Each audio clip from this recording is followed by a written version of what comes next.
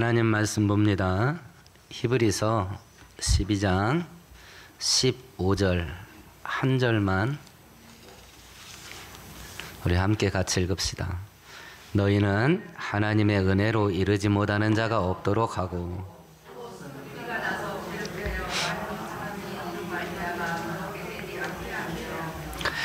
하나님께서 우리 인간을 창조하실 때 코에 하나님의 생기를 불어넣습니다.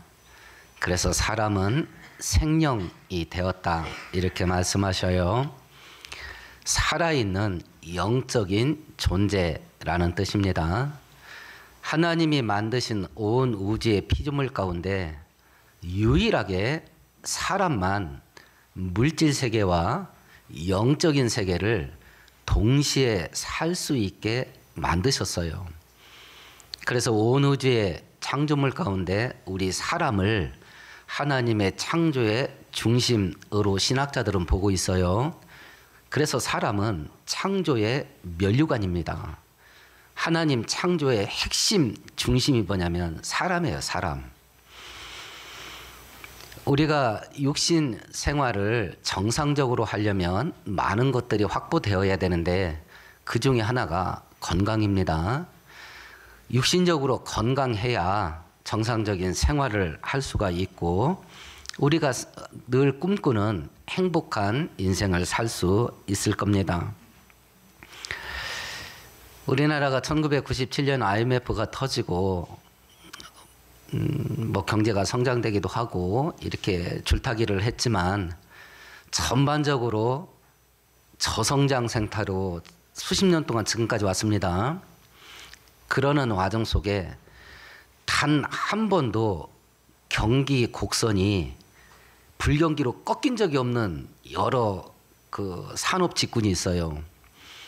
그 중에 하나가 뭐냐면 건강사업입니다. 건강사업. 영양제 먹고 건강 좋아지는 도구들, 기구들 이런 종류의 사업 한 번도 성장 곡선이 꺾여본 적이 없어요.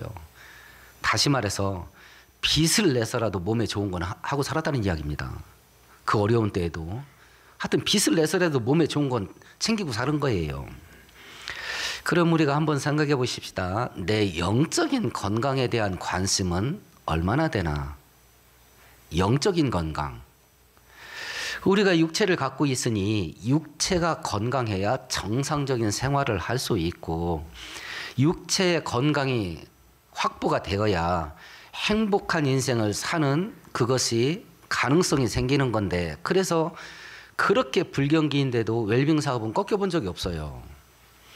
그러면 우리가 하나님이 우리를 만들 때 영적인 존재로도 만들었는데 내 영적인 건강에 대해서는 얼마만큼 관심을 내가 갖고 있는가 하는 것을 생각해 보는 겁니다. 우리가 지금 몇 주째 영적 성장에 관해서 성경을 살펴보고 있습니다.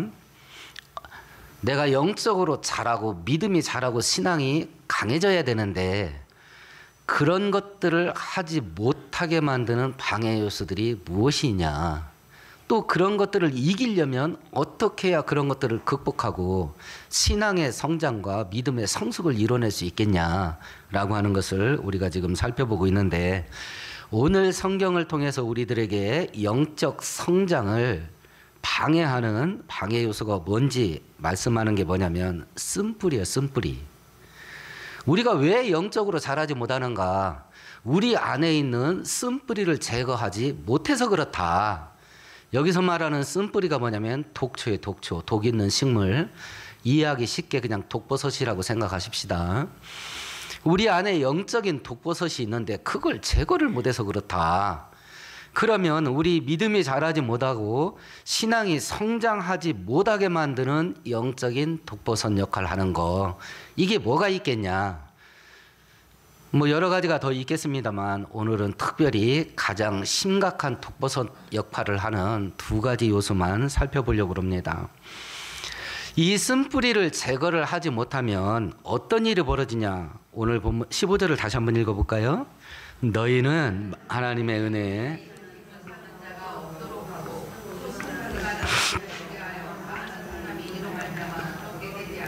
이 쓴뿌리는 두 가지 역할을 한다네요. 첫 번째, 하나님의 은혜에 도달하지 못하게 한다.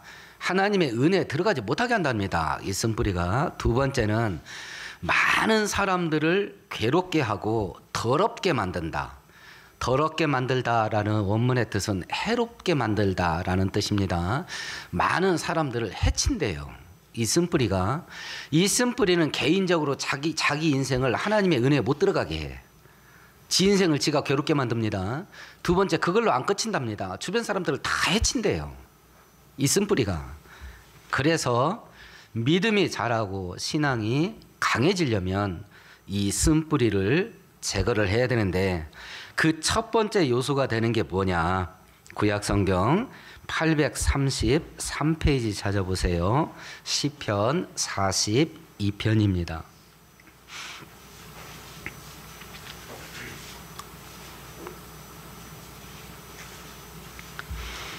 시편 42편 5절 같이 읽습니다. 내 영혼아 네가 어찌하여 낙심하며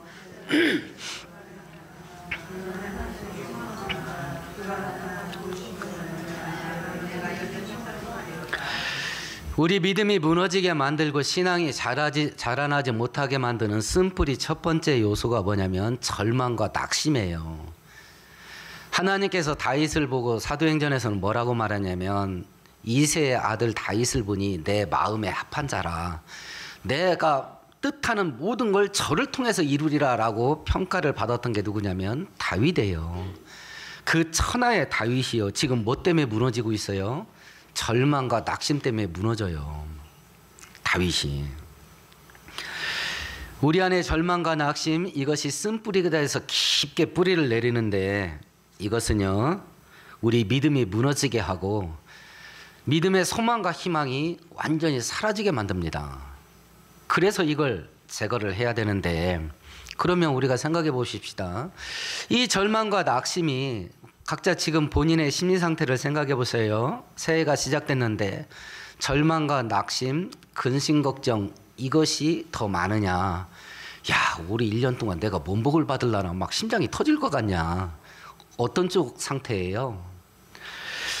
만일 이 절망과 낙심이 쓴뿌리가 되고 우리 믿음이 무너지게 만드는 것이라 한다면, 아니 이게 대체 어디서 싹이 터가지고 뿌리를 내리게 된 거냐?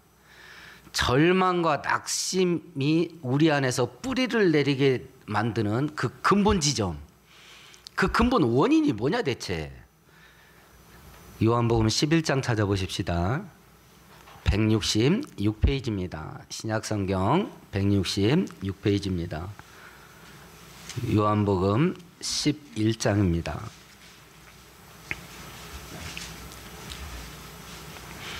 39절 40절 같이 읽습니다. 예수께서 이르시되 돌을 옮겨 놓으라 하시니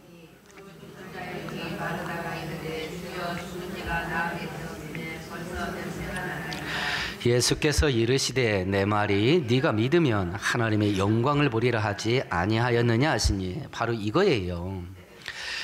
나사로가 죽었습니다. 죽은 지 4일 지났습니다. 그래서 이미 몸이 썩기 시작을 합니다. 구더기가 끓고 있겠지요. 예수께서 그 무덤의 문을 열으라 그럽니다. 지금 예수님이 하려고 하는 일은 죽은 나사로를 살리려고 하는 일이에요. 근데 무덤의 문을 열으라고 그러니까 그 누이 동생 마르다가 뭐라고 말하냐면, 예수님 썩어서 벌써 냄새 나요. 이게 뭔 말이에요? 이제 끝났습니다. 금방 숨 끊어진 것도 아니고 며칠 지나서 지금 구더기 끓고 있고 썩은 내 나고 있지 않습니까? 이제 끝난 겁니다. 그때 예수께서 말합니다. 야야, 내가 말했잖아. 네가 믿기만 하면 하나님의 영광을 보게 될 거라고 말했잖아.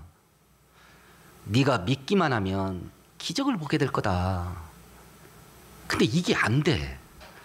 이게 안 되니까 근심, 절망, 낙심으로 계속 빠져들어가. 쓴뿌리가 자라. 쓴뿌리가.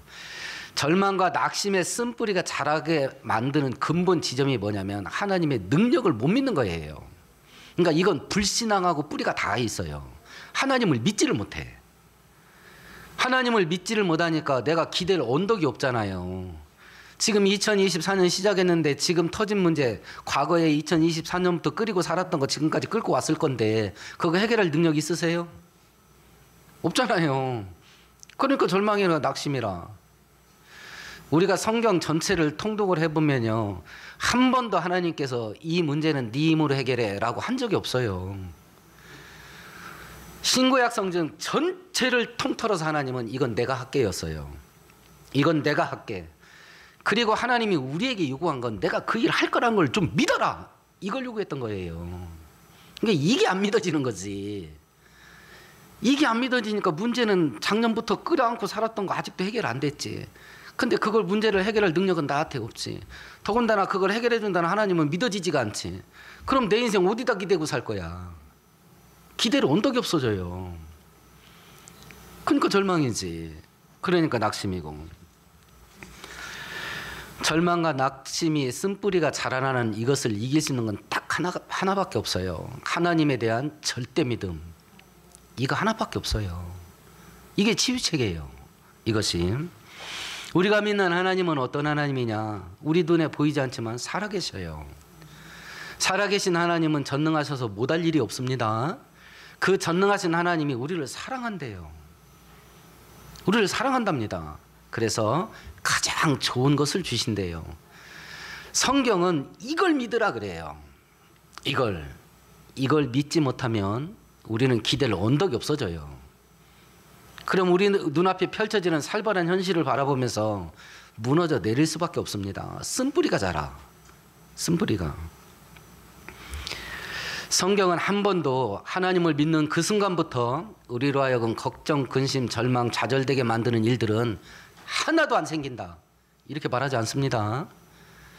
이건 미신이에요. 미신. 광신이에요. 광신.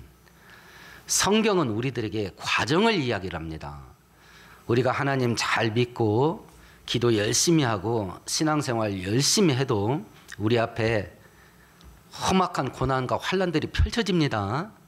그런데 눈앞에 보여지는 건 험악한 환경들인데 하나님을 믿는 믿음으로 하나씩 극복해 나가는 거예요. 하나를 극복하면서 우리는 슬픔이 변해서 노래가 되는 거예요. 찬양이 되는 거예요. 그리고 그런 경험들이 축적돼요. 아, 고난이 있다. 근데 하나님이 은혜 주시면 이긴다. 이것들이 축적되면 지금 현재 고난을 바라보면서도 이것도 이겨. 이렇게 되는 거예요. 이것도 이겨. 그 근거를 어디서 찾아오냐? 과거에 받았던 은혜의 우물에서 뽑아오는 거예요. 과거에 이랬다. 그러니까 지금 내 눈앞에 살벌한 일이 터지고 있는데 이것도 이겨. 하나님이 은혜 주시면 이긴다. 그래서 그 고난을 보면서도 우리는 소망을 갖는 거예요. 이게 과정이라, 과정. 근데 산들바람이 불어. 기댈 언덕 되시는 하나님이 없어요, 우리 인생 속에. 그러니까 막 사시나무 떨리듯 떨려. 그렇게 할 수밖에 없어요. 기댈 언덕이 없으니까. 젊은 분들은 혹시 성공철학이라든지 자기개발 책들, 그런 유튜브 방송 좀 즐겨 보시는 분이 있을지 모르겠습니다. 이 동기부여라는 게 있습니다. 동기부여. 자기가 자기에게 힘을 주는 거야. 자기가 자기에게. 가장 낮은 단계의 동기부여가 뭐냐면 너는 할 수 있어야. 나는 할 수 있어. 난 할 수 있어. 이게 가장 낮은 단계의 동기부여예요. 그 지금 이름이 기억 안 나는데 그 작년인가요? 그 펜싱 선수 결승할 때 그 역전극 펼쳤던 그 선수가 계속 뭔가 막 우물우물 하잖아요. 그 나중에 기자가 물어봤어요. 뭐를 이렇게 중얼거렸냐고. 그 선수가 뭐라고 말해요? 나는 할 수 있다. 그걸 계속 외웠다잖아. 그게 가장 낮은 단계의 동기부여예요. 그걸 계속하면 어떤 현상이 벌어지냐면요. 뇌가 각성해요. 뇌가. 우리 말과 뇌가 연결되어 있다 그래요. 뇌과학자들 말이. 그래서 내가 하는 그 말을 뇌가 말대로 되게 만든대요. 나는 죽을 거야. 나는 망할 거야. 난 뭐래도 망해. 그러면 뇌가 망하는 길만 찾는데. 그러니까 뭐래도 망해 또 그 인간은. 나는 할 수 있다라고 계속 말을 하면 뇌가 지금 눈앞에 복잡한 일인데 이 인간은 자꾸 할 수 있다고 하니까 그럼 하는 방법을 좀 찾아보자고 뇌가 창조적으로 발동을 한대요. 이게 하나님이 만든 육체적인 우리의 육체의 어떤 그 신비야. 그러면 가장 높은 단계의 동기부여가 뭘까요? 하나님이 나와 함께 있다예요. 그래서 하나님도 우리에게 항상 그걸 약속해요. 내가 너하고 함께 있을게. 모세가 안 간다고 막 애굽 안 간다고 막 버팁니다. 그때 하나님이 약속했던 게 뭐예요? 내가 함께 있을게. 모세가 죽고 여호수아가 말 징그럽게 안 듣는 이스라엘 백성 들고 가나안 땅 들어가야 됩니다. 여호수아는 증인이에요. 40년 동안 이스라엘 백성들이 하나님한테 얼마나 징그럽게 불순종했는지. 그 인간들을 데리고 들어가야 되잖아요. 그러니까 막 걱정이 태산 같아. 그때 하나님이 여호수아에게 약속했던 게 딱 한마디야. 내가 모세와 함께 있었던 것 같이 너와 함께 있어. 누구도 너를 당하지 못하게 하리라. 그거예요. 그러니까 최고의 동기부여가 뭐냐면 하나님이 나와 함께 있다예요. 바로 이것 때문에 로마서 8장에서 바울 사도가 만일 하나님이 우리를 위하시면 누가 우리를 대적하랴 그렇게 말했던 거거든요. 근데 그 언덕이 없어. 하나님이라는 언덕이 없어요. 그럼 무너져야지. 가면 갈수록 살벌한 일이 더 터져나갈 건데 인생의 풍파가 막 쓰나미처럼 밀려오는데 그걸 헤쳐나갈 능력이 없어요. 내 인생을 기댈 언덕이 없어. 그럼 무너져야지요. 그래서 이 쓴뿌리가 자라나게 되는 그 근본 지점이 뭐냐? 하나님의 능력을 믿지 못함. 그 불신앙에 있어요. 그게 안 믿어지면 뭐 무너질 수밖에 없어요. 그게 안 믿어지면. 우리는 사망의 먹구름이 우리에게 몰려오는 걸 보고 있습니다. 보고 있어요.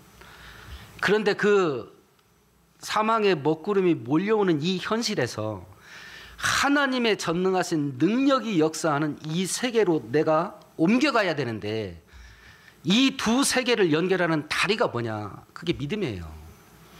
우리는 믿음이라는 다리를 통과하면서 사망의 골짜기를 지나서 능력의 하나님 세계로 넘어가는 거예요. 근데 그 믿음의 다리가 끊긴 거야. 그럼 여기서 죽어나야지 뭐 별 수 있습니까? 믿음의 다리가 끊어졌는데. 그래서 이 쓴뿌리가 절망과 낙담 이 쓴뿌리가 어떤 역할을 하냐? 하나님 은혜에 못 들어가게 한다. 하나님 은혜에 못 들어가게 한다. 자, 그러면 이런 절망과 낙담의 쓴뿌리에 사로잡혀서요. 하나님의 은혜에 못 들어가는 이 사람이 집안의 가장이야. 그럼 그 집안에 어떤 일 벌어질 것 같아요? 다 죽어나는 거야. 다 죽어나는 겁니다. 쓴뿌리에 사로잡히게 되면 본인이 은혜에 못 들어간다. 주변 사람 다 해친다. 이게 어떻게 확장되는지 아시겠지요? 어떤 방식으로? 사망의 음침한 골짜기에서 하나님의 능력의 세계로 넘어가는 믿음의 다리가 끊어졌어요. 그게 가장이야. 하나님의 은혜에 못 들어가. 집안의 가장이. 그러면 그 집안 사람 다는 어떻게 살 것 같아요?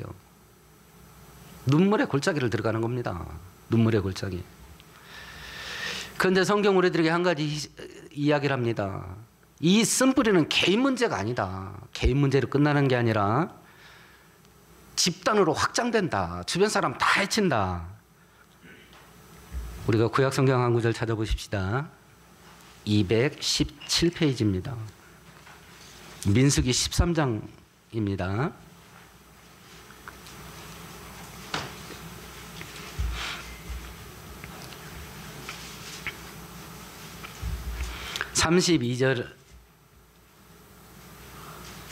(32절에서) 14장 1절까지 한 절씩 교독합시다. 이스라엘 자손 앞에서 그 정탐한 땅을 악평하여 이르되 우리가 도르다니며 정탐한 땅은 그 거주민을 삼키는 땅이요 거기서 본 모든 백성은 신장이 장대한 자들이며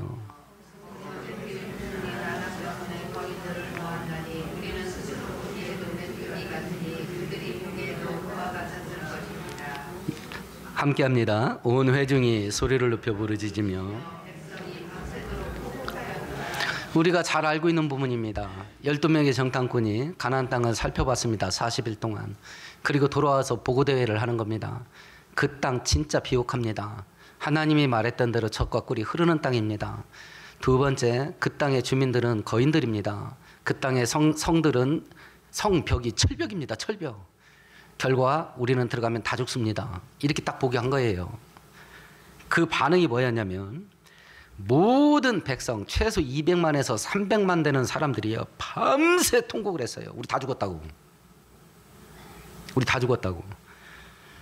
단 하루 만에 한 나라를요, 하루에 하루 한 나라를 절망과 낙담으로 완전히 밀어버렸어요. 하루 만에. 하루 만에. 이것이 가정으로, 이것이 사회로, 이것이 국가로 확대되게 되면 다 죽어나는 겁니다. 반대로 생각해 보십시다.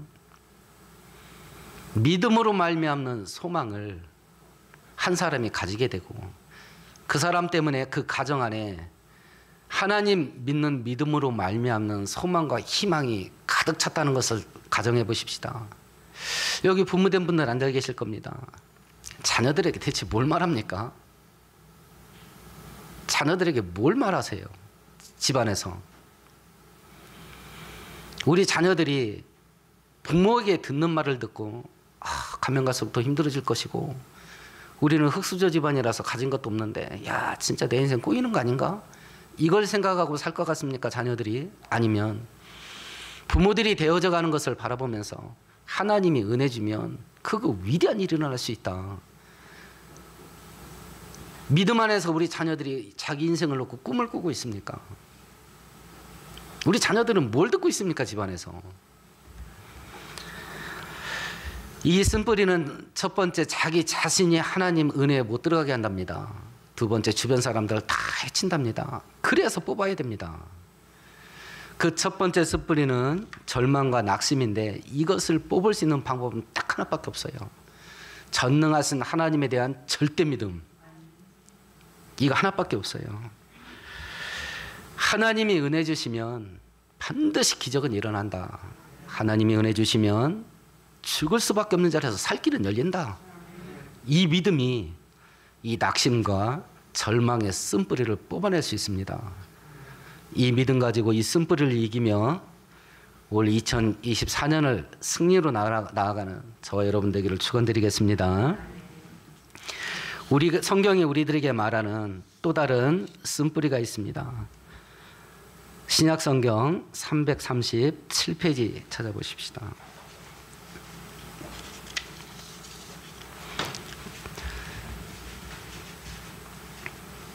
디모데전서 1장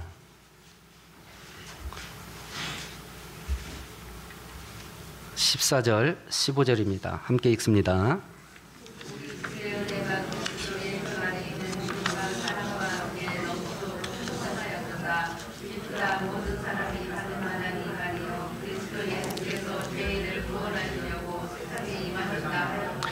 이것과 비교해서 한 구절 더 찾아보십시다. 신약성경 314페이지입니다. 요건 표시해 두시고요. 에베소서 4장입니다. 26절 27절 같이 읽습니다. 분을 내어도 죄를 짓지 말며. 두 번째 쓴뿌리가 뭐냐면 깨진 감정이에요. 깨진 감정. 정서가 깨진 거. 여기서 많은 부작용들이 나오죠. 다툼, 분쟁, 시기 질투, 사회를 병들게 하는 거. 감정이 깨지면 감정이 우리 오감이 반응을 하잖아요. 맨 앞에 가요. 뭔가가 정보가 들어오잖아요. 보고 듣고 어떤 눈에 이렇게 펼쳐지는 현실 이런 것들이 우리에게 딱 들어오면 그걸 이렇게 반응하는 뭔가가 작동이 돼야 되잖아요. 이거에 대한 작동하는 기능이 세 가지가 있어요. 첫 번째는 지적인 거, 두 번째는 의지적인 거, 세 번째는 감정적인 거. 우리가 그래서 지정의라고 하죠. 그런데 이 감정이 깨진 사람은 제일 앞에 뭐가 오냐면 감정으로 그걸 거르는 거, 감정으로. 그러니까 뭐가 됐든지 감정적으로 판단을 해. 뭐가 됐든지 감정적으로 결정을 하고 행동을 합니다. 근데 그 감정이 깨져 있어. 그 감정이 독초에 오염돼 있어. 본인이 은혜 못 들어가요. 주변 사람 다 찔러댑니다. 얼마 전에 후배 목사님하고 이야기하던 중에 저희 교보다 작은 교회예요. 요즘 어떻습니까? 근데 뭐 이런저런 얘기를 하다가 한 여집사님 때문에 지금 신경이 굉장히 많이 쓰여요. 그래서 왜요? 그랬더니 몇 명 되지 않는 성도 가운데 제일 열심히래. 근데 혼자 하는 일은 참 잘해. 근데 이분이 정서가 깨져 있는 사람이야. 감정적으로 예민합니다. 날카로워요. 그러니까 다른 사람하고 함께 일을 하면 꼭 싸워. 꼭 싸워. 그러니까 그런 일들이 생기니까 지도 알아. 그러니까 제가 교회를 옮겨야 될 것 같아요 하고, 그래서 목사님도, 후배 목사님도 옮기라 했대요. 자꾸 싸우니까 옮기라 했대. 몇 주 만에 다시 왔대요. 그래서 어쩐 일로 오셨냐니까 다른 교회는 남 집 같아서 못 있겠더래. 나 참 말하는 것도. 내 집 같지 않아서, 그러니까 속된 말로 이제 지 집에 들어온 겁니다. 자기 집에 들어온 거야. 다른 교회는 내 집 같지가 않아서 못 다니겠대. 그래서 다시 왔다는 거예요. 한 2주 다니더니 문자가 왔대요. 자기가 영적으로 더 성장하고 싶어서 큰 교회 교육, 양육 이런 프로그램, 훈련 프로그램 있는 교회에 가서 신앙생활하고 싶다고 교회를 옮겨야 되겠다고 문자가 왔답니다. 그리고 이제 저를 만난 거예요. 아니 왜 목사를 고문을 해? 이따 가시다가 저 뒤에 책 몇 권 있어요. 뭐 필요하신 분은 한 권씩 가서 읽어보세요. 저 책을 쓴 분이 우리 노예 지환진 목사님이라는 분인데 저희 교회보다 굉장히 작아요. 한 뭐 다 합해서 10명도 안 돼요, 성도들이. 근데 자기 신학교 동기가 한 300여 명쯤 되는데 유독 다른 기수보다 젊은 나이에 중병에 걸리고 그 막 목사 가정이 막 풍지박산 나는 거예요. 심지어는 일찍 죽기도 해.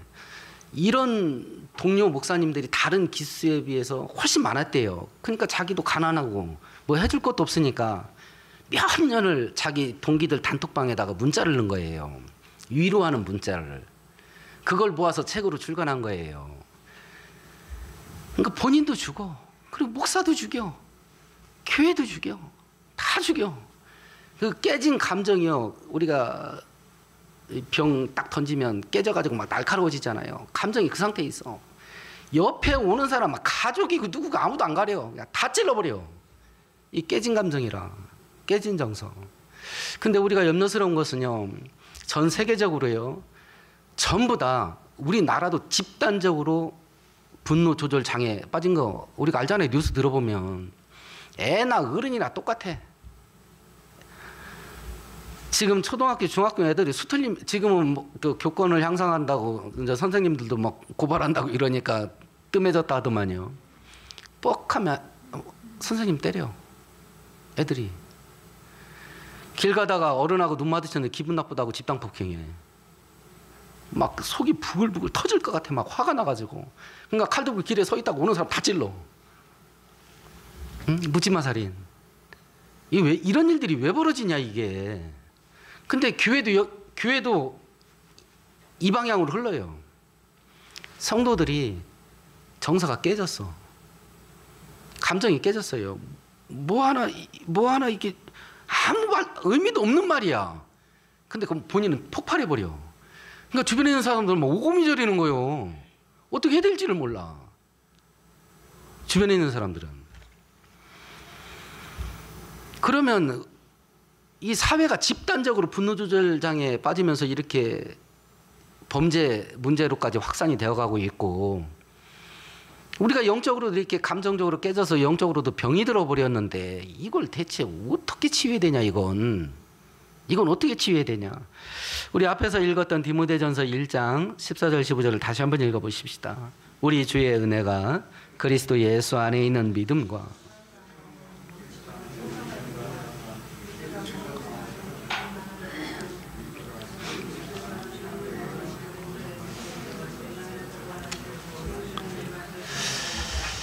첫 번째, 내가 누군지를 바로 봐야 된다. 내가 진짜 죄인이다. 내가. 두 번째, 하나님이 값없이 그 죄를 용서해 주셨다. 이 과정을 통과를 해야 돼. 이 과정을.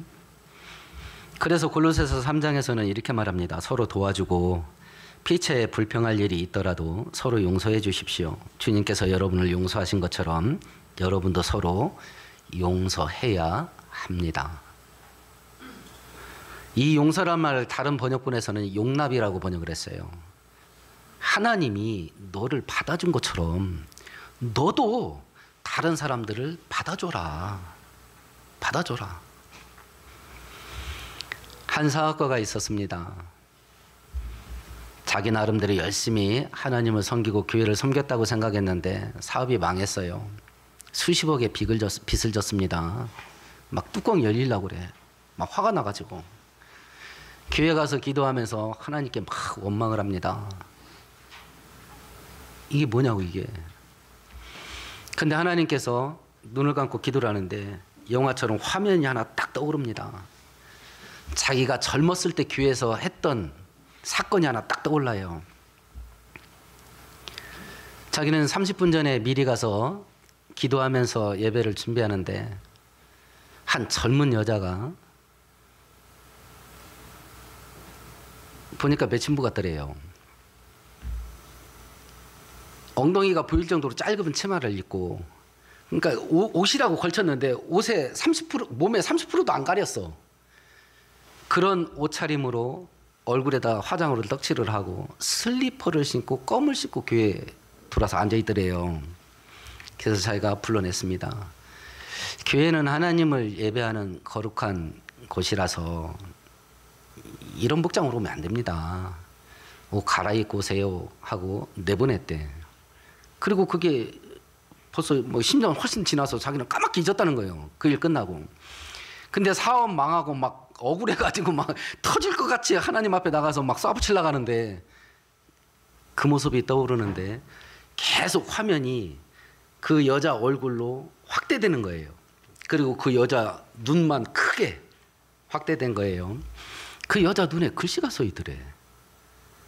그래서 읽었더니 저 밤새 남자들에게 시달렸어요. 저를 도와줄 사람이 아무도 없어요. 죽고만 싶어요. 제가 교회 가면 나를 도와줄 수 있나요? 그 글씨가 써 있더래. 그러니까 그 미친 복장을 하고 교회에 온 그 여자가 그 마음으로 교회를 왔던 거예요. 그러니까 자기는 막 사업 망해가지고 지금 시급하게 돈이 필요해. 근데 하나님은 돈 준다 만다 이런 얘기를 하는 게 아니고 자기가 얼마나 죄되게 살았는지 그걸 보여주시면서 죄의 치유를 경험하게 하셨다 그래요. 그리고 그 치유된 인생의 그릇 속에 하나님이 물질을 부어줬다 그러더라고. 어떻게 할 건가? 어떻게 할 건가? 이 깨진 감정을. 하나님으로부터 치유받는 이 은혜가 없이 이걸 어떻게 할 건가? 근데 꼭 치유받으셔야 됩니다. 근데 제가 제일 많이 상처받은 게 뭐였냐면 헌금 안 한 거, 그건 상처 축에 들지도 않아요. 돈 부족한 건 상처 축에 들지도 않습니다. 이거였어요. 전부 다 막 상한 감정을 갖고 있어가지고 깨진 병 같은 상태로 교회로 와. 그리고 지들끼리 싸우고 막 피투성이라. 피투성이야. 근데 나중에 제가 조목조목 들여다보면 아무것도 아닌 거야.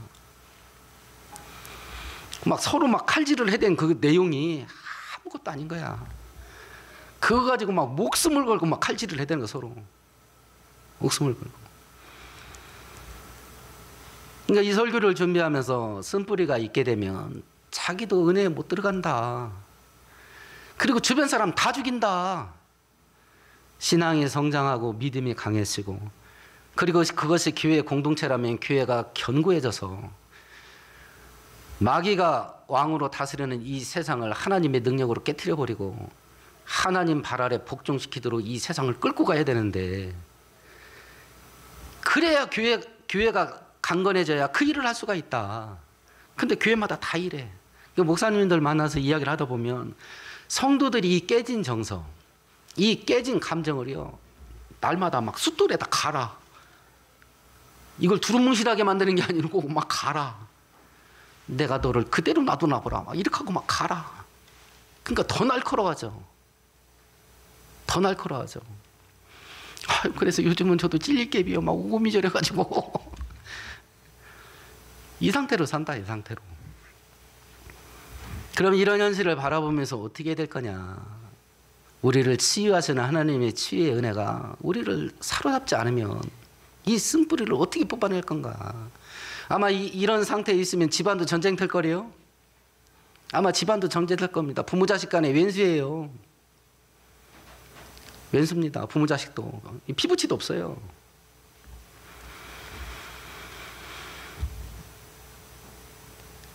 오늘 성경 우리들에게 이야기합니다. 쓴뿌리를 제거를 해야 믿음이 자라고 영적으로 강해질 수 있다. 그럼 우리를 믿음이 무너지게 만드는 쓴뿌리가 뭐냐? 첫 번째, 절망과 낙담이다. 이걸 뽑아낼 수 있는 방법은 전능하신 하나님에 대한 절대 믿음이다. 그것만이 이걸 뽑아낼 수 있다. 두 번째는 깨진 감정, 깨진 정서. 서로 칼질해야 된다, 이거. 이건 어떻게 뽑아낼 수 있냐? 죄 용서하시는 치유의 은혜. 이것만이 이걸 이길 수 있다. 이것만이. 정서가 깨지고 감정이 깨지면요, 자기를 못 봐요. 그 다음부터는 눈에 불을 켜고 다른 사람만 봐요. 다른 사람만 봅니다.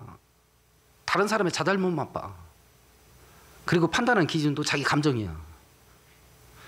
믿음이 성장하게 만드는 요소의 핵심은 뭐냐면 의지적인 결단이에요. 의지적인 결단이 믿음을 강하게 만듭니다. 근데 깨진 감정이 나를 지배해버려. 깨진 감정이. 그럼 그걸로 끝이에요. 그걸로. 하나님은 우리 사랑하셔요. 우리에게 복 주시기를 원하시고, 만약 이런 쓴뿌리를 제거하면 어떤 일이 벌어질까요? 성경 한 구절 찾아보고 마칩시다. 마가복음 4장입니다. 58페이지입니다.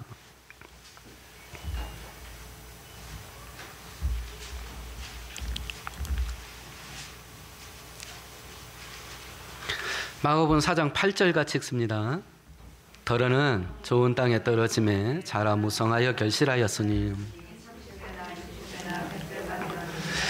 성경은 이 쓴뿌리들이 제거된, 잡초들이 제거된 땅을 좋은 땅이라 그럽니다. 옥토라 그럽니다. 거기에 은혜의 씨가 떨어지고 말씀의 씨가 떨어지면 30배, 60배, 100배로 결실한답니다. 이 쓴뿌리를 제거하는 일에 우리가 힘을 다하면 하나님의 약속의 말씀도 이루어질 겁니다. 좋은 일이 있을 겁니다. 쓴뿌리 제거하는 건 남 좋으라고 시키는 거 아닙니다. 나를 위해서 하는 겁니다. 나를 위해서 하는 거예요. 그래야 내 안에 하나님의 은혜가 회복되고 내 안에 하나님의 평강이 회복되고 하나님의 축복이 100배를 결실하게 되기 때문에 그렇습니다.